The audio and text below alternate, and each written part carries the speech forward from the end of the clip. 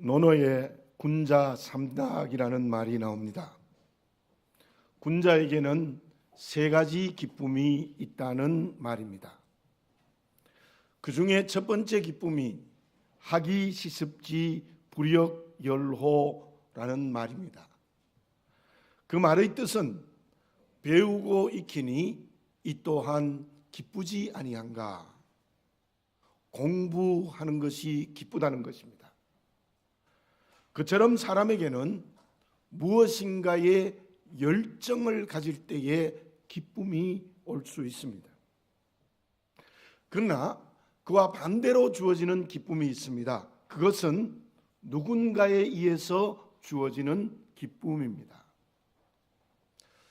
근간에 저는 내 인생의 길을 걸어가면서 참으로 기쁜 일이 한 번 있었습니다. 얼마 전 두 돌이 되지 않는 손주가 저를 보고 이렇게 말했습니다. 아버지, 이렇게. 할아버지가 안 돼요. 아버지 하고 얘기하는데 제가 기쁨이 용솟음 치는 거예요. 그날은 잠잘 때까지 기뻤습니다. 그처럼 내가 무엇인가를 열심히 해서 주는 기쁨도 있지만 누군가에 의해서 내가 기뻐할 수도 있습니다.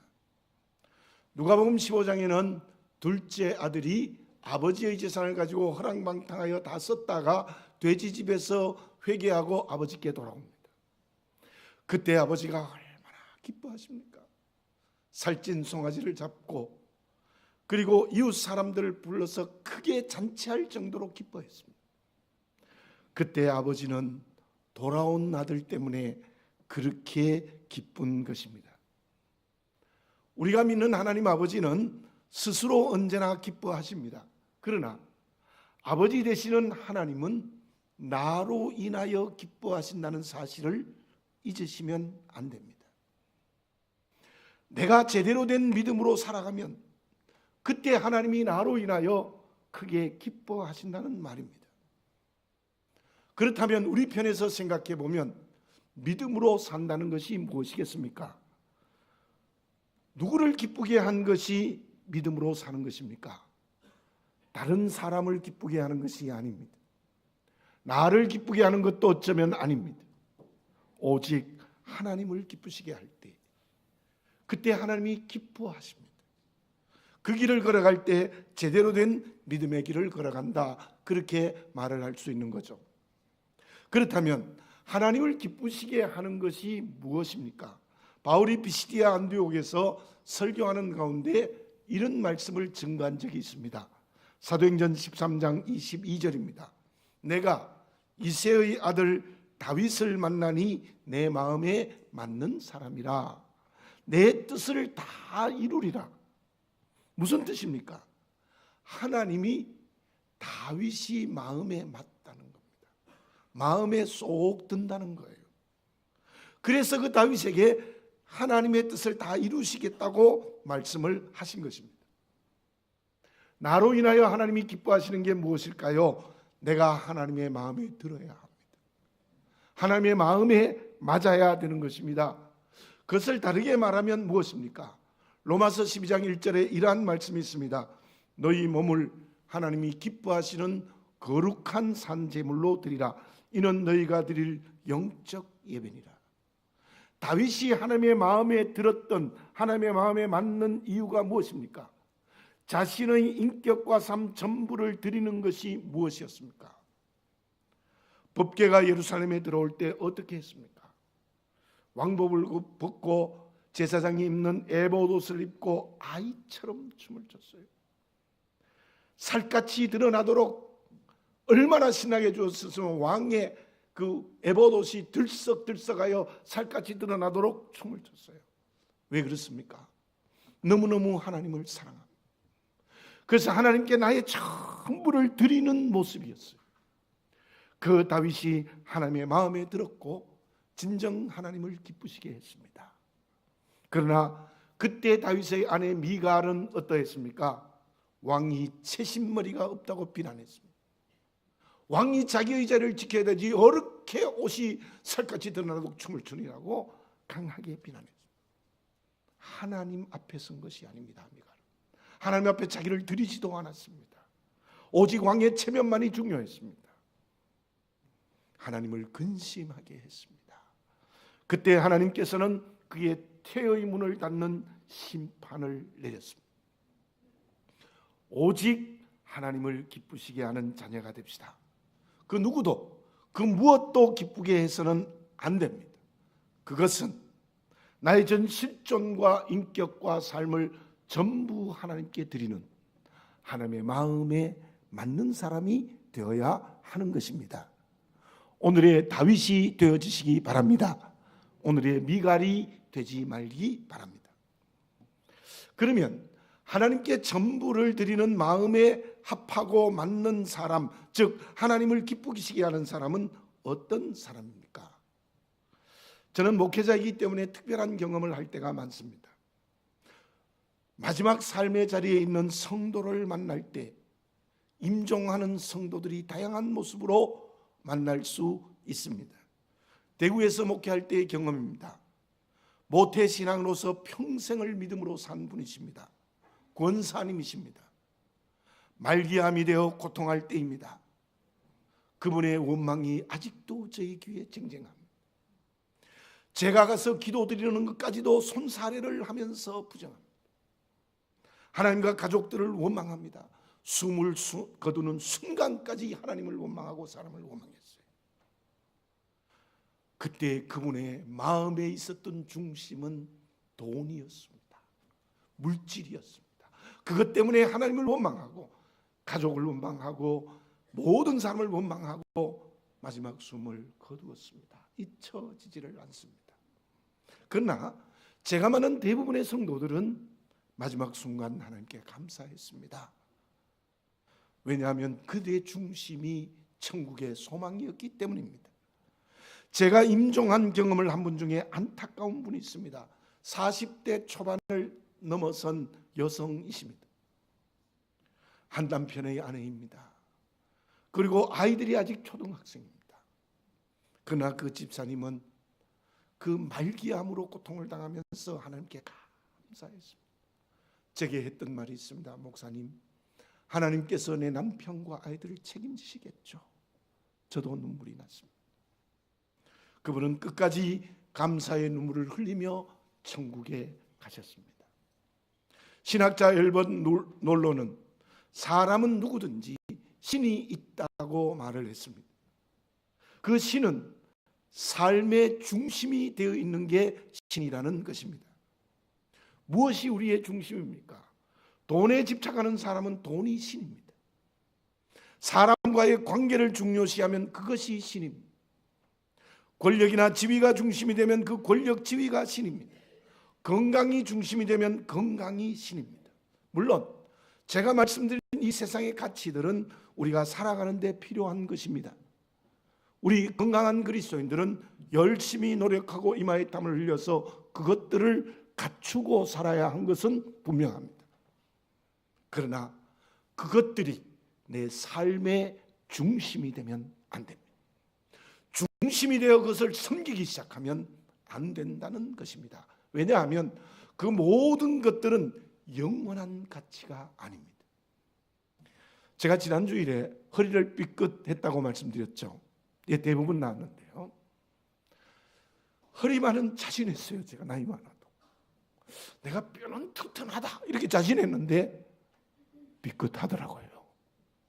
여러분들 건강요 병들 수밖에 없어요. 시간이 가면 늙어질 수밖에 있는 우리입니다. 건강이 영원하지 않습니다. 돈이 영원합니까? 권력이 영원합니까? 건불 10년 아니 10년도 안 돼요. 다 상대적 가치입니다. 왔다 갔다 하는 거예요. 인맥이요. 인맥을 우리가 잘 갖추는 인간관계를 맺어야 되지만 그 인맥 때문에 배신당하고 인맥 때문에 큰 코 다치는 일이 얼마나 많습니까? 영원한 가치가 아닙니다.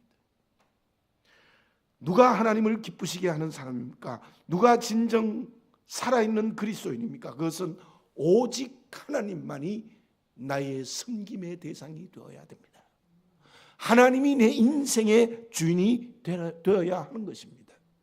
그때 비로소 우리는 하나님의 뜻대로 사는 하나님을 기쁘시게 하는 자녀가 될 수 있습니다. 본문의 말씀에서 세 종류의 사람을 만날 수 있습니다. 첫째는 5달란트와 2달란트를 주인에게서 받은 사람들입니다. 그들은 주인이 먼 나라에 갔지만 언제나 주인 앞에 있었습니다. 15절에 보면 주인은 종들에게 재능대로 달란트를 맡겼어요. 무슨 말씀입니까? 종의 역량대로 달란트를 맡겼다는 거예요. 주인은 그 종들을 정확히 파악하고 5달란트의 역량이 있는 사람은 5달란트를 줬고 2달란트의 역량이 있는 사람은 2달란트를 주었고 1달란트의 역량이 있는 사람은 1달란트를 준 거예요. 그런데 5달란트와 2달란트 받은 종들은 그 역량을 주인을 위해서 그 재능 달란트를 열심히 장사했습니다. 이마에 땀을 흘리며 장사했습니다. 그래서 배를 남겼습니다. 주인이 돌아와서 그들을 칭찬할 때 무엇이라고 칭찬했습니까? 21절과 23절에 똑같은 말씀이 나옵니다. 착하고 충성된 종이라. 그 말씀을 여러 가지로 해석할 수 있지만 한마디로 말씀드리면 주인이 믿을 수 있는 사람이었다는 거예요. 주인이 믿을 수 있는 종들이었다는 거예요. 왜 그렇습니까? 주인이 없어도 주인 앞에서 주인의 뜻대로 열심히 장사해서는 10달란트 배를 남기고는 한 푼도 자기의 것으로 갖지 않고 모두 주인에게 드렸습니다. 어떻게 주인이 믿지 않을 수 있겠어요? 어떻게 주인이 착하고 충성된 종이라고 말하지 않을 수 있어요? 한 푼도 자기의 것으로 갖지 않았습니다. 수고는 자기가 했는데 바로 주인이 믿을 수 있는 종들이었습니다. 저와 여러분, 아버지 되시는 하나님이 나를 믿을 수 있겠습니까? 나도 모르게 믿음이 왔다 갔다 하지 않습니까? 좋았다 나빴다 하지 않습니까? 마치 불경기 호경이처럼 올라갔다 내려갔다 하지 않습니까? 하나님 믿을 수 없어요. 저와 여러분, 하나님의 뜻대로 내게 주신 재능을 열심히 사용하여 모두 하나님의 것이라고 고백하고 드리는, 정말 하나님이 믿을 수 있는 자녀가 되어지시기를 바라겠습니다. 그러면 그 사람이 하나님이 기뻐하시는 그릇이 될 수 있어요. 둘째는 1달란트 받은 종입니다. 그는 받은 달란트를 땅에 감추어 뒀어요. 주인이 재능을 줬는데 전혀 사용하지 않습니다. 24절을 봉독해 드립니다. 1달란트 받았던 자는 와서 이르되 주인이여 당신은 굳은 사람이라 심지 않는 데서 거두고 해치지 않는 데서 모으는 줄을 내가 알았으므로, 주인은 굳고 전혀 움직이지 않는 분이시라는 것입니다. 그래서 나도 움직이지 않았습니다. 그 사람은 주인을 위해서 전혀 그 재능을 사용하지 않는 종입니다. 그 사람에 대해서 주인이 무엇이라고 말했습니까? 26절에서는 악하고 게으른 종, 30절에서는 무익한 종이라고 말했습니다. 무슨 뜻입니까? 주인에게 필요 없는 종이라는 거예요. 주인에게 전혀 쓸모없는 종이라는 겁니다. 저와 여러분에게 하나님이 기뻐하시는 사람은 누구냐 하면 하나님이 필요하셔야 돼요. 하나님의 쓰임 받아야 돼요. 저와 여러분들 1달란트 받았던 자처럼 내 재능을 땅속에 감춰두고는 하나님의 쓰임받지 못하고 하나님의 쓰임받지 못한 그릇이 아닙니까? 그렇게 되면 아버지 하나님은 심히 근심하십니다. 전혀 기뻐할 수 없습니다. 내게 있는 모든 것 하나님이 은사로, 재능으로, 탤런트로 주신 줄 믿고 하나님께 쓰임 받으시기를 바라겠습니다. 그때 우리는 하나님이 기뻐하시는 자녀가 될 수 있습니다. 셋째 종류의 사람은 본문의 주님의 비유에는 나타나지 않습니다. 그러나 제가 이 본문의 말씀을 묵상하다가 성령께서 저에게 깨닫게 해주시는 또 한 종류의 사람이 있습니다. 주석에도 없는 겁니다. 그 종들은 주인이 준 달란트를 땅에 감추어둔 성도보다 훨씬 악하고 잘못된 종들입니다. 5과 2달란트를 받은 종들은 전부를 주인을 위해서 장사하고 주인에게 다 드렸습니다. 한 달란트 받았던 사람도 주인을 위하여 사용하지는 않았지만 주인에게 돌려드렸습니다. 근데 세 번째 종류의 사람들은 이렇게 유추할 수 있습니다. 주인으로부터 재능을 다 받았습니다. 그런데 그 재능을 전부 자기의 이기적 욕심으로 사용하는 거예요. 주인을 위하여 전혀 사용하지 않아요. 그래서 주인이 오니까 드릴 게 없어요. 왜? 전부 자기만을 위하여 사용했거든요. 저는 그러한 종들이 그리스도인들에게 많다고 생각합니다. 내게 주어진 것 내 것인 줄 착각하고 내 마음대로 쓰는 거예요. 심지어 인생의 쾌락을 위하여 물질을 사용하고 불의한 곳에 물질을 사용하고 잘못된 곳에 사용하는 참으로 정신없는 세 번째 종류의 종들이 있다는 것입니다. 그리고 그 물질을 자기를 위하여 쌓는데 급급해요. 돈도 자기의 것, 명예도 자기의 것, 권력도 자기의 것, 전부 건강도 자기의 것, 전부 자기의 것으로 삼고 살아갑니다. 주인이신 하나님이 그러한 사람에게 어떤 말씀을 하시겠습니까?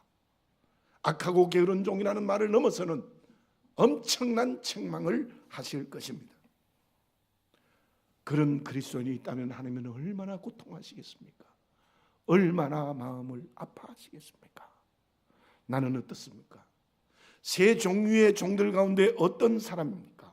거기에서 주인 앞에 있는지 주인을 향하여 등 돌려 있는지가 결정되어지는 겁니다. 하나님의 마음에 맞고 하나님이 믿을 수 있는 사람인지 하나님의 마음에 맞지 않고 하나님이 불신하는 종인지가 결정되어지는 것입니다. 나는 세 종류 중에 어떤 종들입니까? 늦지 않았습니다.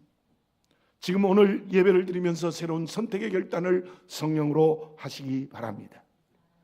마가복음 1장 15절에 이러한 주님의 명령이 있습니다. 공생애를 마치면서 시작하면서 주시는 말씀입니다. 때가 찼고 하나님의 나라가 가까웠으니 회개하고 복음을 믿으라. 하나님을 등 돌려 서 있는 한 달란트 받았던 사람이든지 주신 재능을 제 멋대로 사용한 사람이든지 거기서 하나님 앞으로 돌아서는 회개의 영이 새로워지시기를 바라겠습니다. 첫째 종입니까? 더 크게 쓰임받을 수 있도록 믿음이 점점 더 성숙하고 전진해 나가시기 바랍니다. 두 번째 종류입니까? 등을 돌려서 하나님 앞으로 돌아서서 내게 있는 모든 것을 주님을 위하여 사용하는 주님의 쓰임받는 주님의 필요한 그릇이 되어지시기를 바라겠습니다. 내게 있는 모든 것들, 시간과 건강과 물질과 지위, 인맥까지 주님을 위하여 움직이는 사용하는 하나님이 기뻐하시는 종이 되어지시기 바랍니다. 세 번째 종입니까? 심각합니다. 정말 회개해야 합니다. 하나님 앞으로 돌아서야 합니다. 주인이신 하나님 앞으로 돌아서시기를 바라겠습니다. 그래서 이제는 주어진 모든 것이 내 것이 아니고 하나님이 은사, 탤런트로 주신 줄 믿고 그것을 주님을 위하여 사용하시기 바랍니다. 오늘 우리가 하나님 앞에 예배를 통하여 하나님 앞에 서 있는 이 자리가 된다면 하나님 아버지가 믿을 수 있는 하나님의 마음에 쏙 드는 하나님을 기뻐하시는 그리스도인이 되어지시기 바랍니다. 그러면 하나님 아버지 앞에서 살아가는 그리스도인은 주신 탤런트 재능을 사용할 때 어떤 마음가짐을 가져야 될까요? 월트 디즈니의 애니메이션 회장인 에드윈 캠머런 만화 영화를 크게 성공했습니다. 우리도 그걸 봅니다. 그는 아이디어를 진전시키는 방법을 이렇게 말했습니다. 끊임없이 밑그림을 버려라. 실제로 그의 히트작은 모두가 다 원안과 다른 그림이었다고 합니다. 그는 이렇게 말합니다. 아이디어의 진전은 밑그림을 그리는 순간 그 그림을 버릴 때 이루어지는 것이다. 밑그림을 버리고 새로운 밑그림을 그리는 순간 새로운 아이디어가 떠오르기 때문이다. 이런 말을 했습니다. 우리가 어떻게 하면 하나님의 쓰임받는 그릇이 됐을까요? 어떻게 하면 하나님의 마음에 쏙 들고 하나님이 믿어줄 수 있는 자녀가 될 수 있을까요? 그것은 고정관념을 버려야 합니다. 내가 지금까지 가지고 있던 일상적인 생각과 삶이 하나님 앞에 잘못되고 말씀에 어긋난다면 과감히 버려야 됩니다. 밑그림을 버리는 것처럼 그 일상의 잘못을 버려야 됩니다. 그럴 때 우리는 하나님이 기뻐하시는 종이 될 수 있다는 말입니다. 주인이 칭찬할 때 다 같이 한 말이 있습니다. 21절과 23절에 이러한 말씀이 있습니다. 내가 적은 일에 충성하였음에. 여러분들 저를 한번 따라서 해볼까요? 내가 적은 일에 충성하였음에. 예. 그 종들의 마음과 삶이 적은 일에 충성하였기 때문이라 그랬어요. 저는 지금까지 이 말씀을 이렇게 설교했습니다. 이성적인 판단으로 많다 적다고 설교했어요. 실제로 한 개가 100개보다는 적다, 이게 맞잖아요, 그렇죠? 100명을 전도한 보다 한 사람 전도한 게 적다, 이렇게 크다 적다라는 인간의 이성적 판단으로 본문을 이해했습니다. 그러나 제가 이 본문을 읽고 묵상하는 순간 그게 아니라는 것을 성령께서 가르쳐 주셨습니다. 그 당시 한 달란트는 6천 데나리온입니다. 그 값이 오늘로 말하면 6천일의 노동자의 품삯입니다. 하루에 노동자 품삯을 10만 원, 요즘 10만 넘죠. 10만으로 쳐도 6억 정도가 되는 것입니다. 그런데 그 돈을 오늘의 액수로 판단할 수 없어요. 2000년 전에 한 달란트는 일반 서민 백성이 가진 사람은 거의 없었어요. 그렇다면 더군다나 종들에게 한 달란트를 줬다는 것은 정말 엄청나게 큰 일이에요. 적은 일이 아닙니다. 그러므로 본문의 세 종류의 종들을 적은 일을 했다, 이렇게 인간의 이성적 판단으로 생각할 수 없다는 말입니다. 그러므로 본문의 말씀에서 많다 적다 크다 작다라는 말의 의미는 그런 뜻이 아닙니다. 왜 주님이 이 비유를 통하여 적은 일, 작은 일이라고 말했을까요? 그것은 하나님의 시각 앞에서 적은 일입니다. 이 세상에 아무리 큰 일도 하나님의 일의 시각에 보면 전부 적은 일입니다. 인간의 모든 일 생각해 보십시오. 하나님이 천지를 창조하셨어요. 우리가 아는 겁니다. 우주를 창조하셨어요. 이게 도대체 얼마나 큰 일입니까? 내가 아무리 하나님의 큰 일을 한다 해도 하나님이 천지를 창조하신 일에 비하면 적은 일이에요. 무슨 말씀인가 하면은 본문의 말씀에 작은 일, 적은 일이라는 것은 하나님의 시각으로 작은 일입니다. 아무리 내가 큰 일을 해도 그것은 하나님이 보실 때는 전부 작은 일입니다. 그 하나님의 시각을 내가 가지고 살아갈 때 하나님을 기쁘시게 할 수 있습니다. 손혜원 목사님의 기도의 고백을 듣고 그때는 제가 눈물을 펑펑 흘렸습니다. 지금도 생각하면 가슴이 먹먹합니다. 이런 기도를 드렸어요. 하나님, 내가 주님을 위하여 목숨을 바쳐도 하나님 앞에는 너무도 작은 일입니다. 주님의 십자가 앞에서 제가 순교의 제물이 된들 주님 앞에서 얼마나 되겠습니까? 기가 막히는 기도를 했어요. 내가 주님을 위하여 생명을 바친들 십자가와 비교하면 도대체 얼마나 되겠습니까? 여러분들, 이러한 손혜원 목사님이 정말 훌륭하십니다. 그러한 신앙을 갖지 못한다 생각하지 말고 저와 여러분들, 내가 아무리 하나님의 큰 일을 한다 할지라도 하나님 앞에 작은 일임을 보게 되는 성령 충만한 그리스도인이 되어지시기를 바라겠습니다. 어떤 그리스도인이 모두를 하나님을 위해서 사용하시는 하나님의 기뻐하시는 종이 될 수 있을까요? 적극적으로는 내게 있는 모든 것을 주님을 위하여 사용하는 5달란트, 2달란트 받은 삶과 같이 되어야 되고, 소극적으로는 내가 주님을 하는 일이 크다는 생각을 버려야 됩니다. 버려야 됩니다. 정말 언제나 작은 일입니다. 제가 여러분들에게 간증할 수 있는 일이 있습니다. 지난번 교회 목회할 때 제가 39살에 그 교회를 가서 엄청나게 성장했습니다. 근간의 한국 교회에서 볼 수 없을 정도로 엄청나게 숫자적으로 부흥을 했어요. 그 이유는 지금 생각해 보면 하나님께서 좋은 위치에 좋은 교회를 지어주셨기 때문입니다. 그 이유밖에 없습니다. 그런데 주변에 있는 친구들이 저를 지켜 세우기 시작했습니다. 심지어 어떤 목사님들은 제게 아부도 했습니다.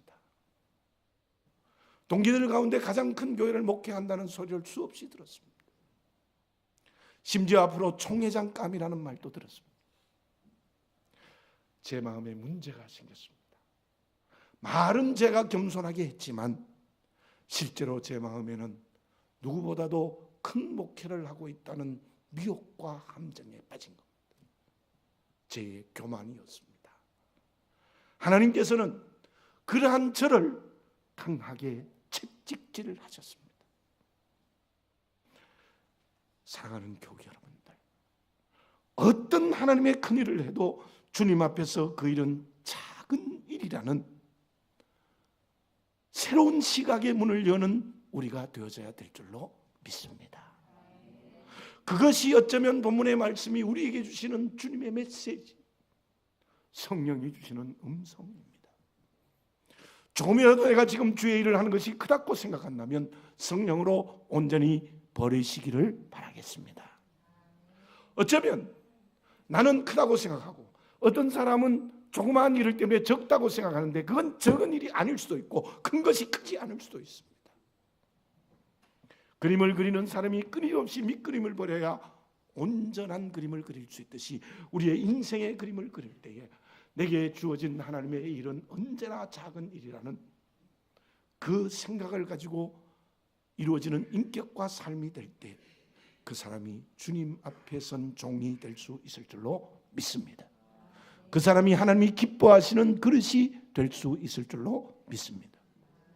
결과는 어떠했습니까? 21절, 23절에 같은 말씀이 기록되어 있는데 제가 봉독해 드리겠습니다. 그 주인이 이르되 잘하였도다 착하고 충성된 종아, 내가 작은 일에 충성하였음에 내가 많은 것으로 내게 맡기리니 내 주인의 즐거움에 참여할지어다 하고, 여러분들 기가 막히는 말씀입니다. 보세요. 5달란트 2달란트 받은 사람이 정말 적은 일에 충성하였습니다. 그러므로 큰 칭찬받았는데 그때 주인이 많은 것을 내게 맡긴다는, 그때 맡기는 많은 일은 하나님의 시각에서 주시는 많은 일입니다. 그걸 줘도 그 일을 해도 그 사람은 적다고 생각하는 거예요. 이게 기가 막히는 축복이 아닙니까? 우리가 정말 작은 일로 생각하고 열심히 착하고 충성된 종으로 길을 걸어가면 하나님께서 많은 것을 주신대요. 하나님의 시각에서 많은 것을 주신대요. 그리고 그 하나님의 기쁨이 내 기쁨이 되고 하나님의 즐거움이 내 즐거움이 된다는 거예요. 28절, 29절, 30절을 제가 다시 봉독해 드립니다. 그에게서 그 한 달란트를 빼앗아 10달란트 가진 자에게 주라. 무릇 있는 자는 받아 풍족하게 되고 없는 자는 그 있는 것까지 빼앗기리라.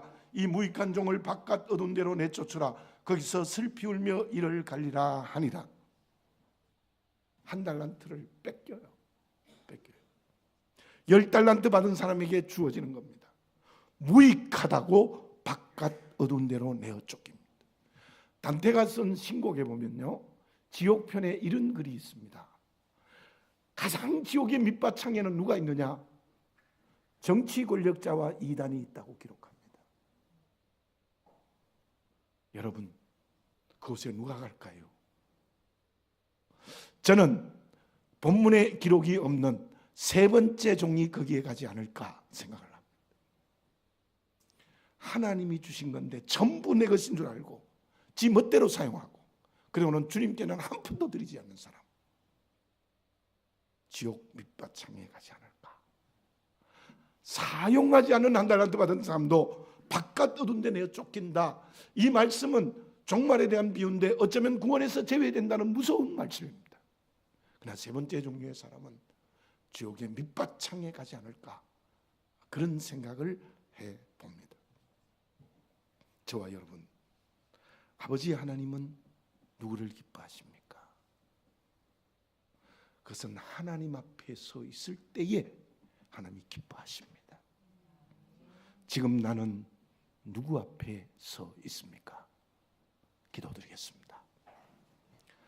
사랑하는 아버지 하나님, 감사합니다. 주님이 부활하여 살아계신 이 부활의 계절에 저희들 함께 모여서 하나님의 음성을 들었습니다. 과연 나는 누구 앞에 서 있는지, 내게 있는 재능을 누구를 위하여 사용하는지, 내 인생의 주인은 누군지 정직하게 보게 하시고, 오직 하나님 앞에 선 하나님의 마음에 드는 하나님을 기쁘시게 하는 그릇 되게 해 주시옵소서. 그래야 많은 것으로 내게 맡겨 사명 육체에 남은 때에 감당할 수 있도록 주여 인도해 주시옵소서. 그러므로 하나님의 기쁨이 내 기쁨이 되고 하나님의 즐거움이 내 즐거움이 되면 멋지고 아름다운 행복한 인생의 길을 걸어가게 하여 주시옵소서. 예수님의 이름으로 기도드립니다. 아멘.